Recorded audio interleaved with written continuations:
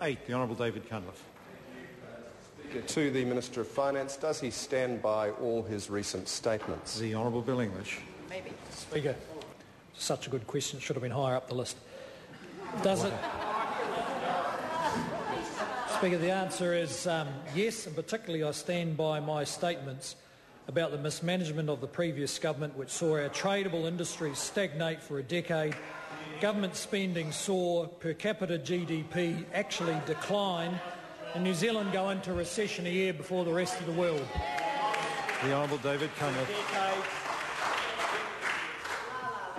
Among his recent statements is his claim to grey power that he will consider restoring government superannuation fund contributions sooner than expected.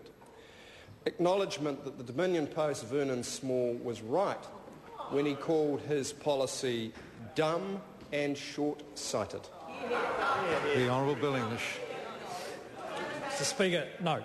The Honourable David Mr. Cunliffe. Speaker, amongst his recent statements, when he said yesterday that inflation was low, can he confirm that on top of another 10 cent a litre increase in the price of petrol, an increase in GST will unnecessarily push up the cost of living and make it more difficult for those struggling to make ends meet to get ahead? The Honourable Bill English.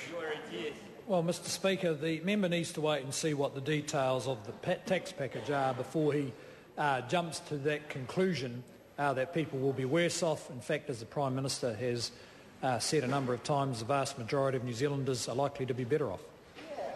The Honourable David Cunliffe. Mr. Speaker, among his recent statements, when he says the tax system is unfair, does he then agree with Trade Me founder Sam Morgan that the system is unfair because, quote, people who pay the most tax are working people? And if so, what measures is he going to take to correct that injustice? The Honourable Bill English. Well, Mr. Speaker, one of the reasons that people like Sam Morgan can essentially pick their tax rate is because of the ridiculous tax structure that government put in place, which enables there's so many opportunities for people to structure their affairs that they can virtually pick their tax rate.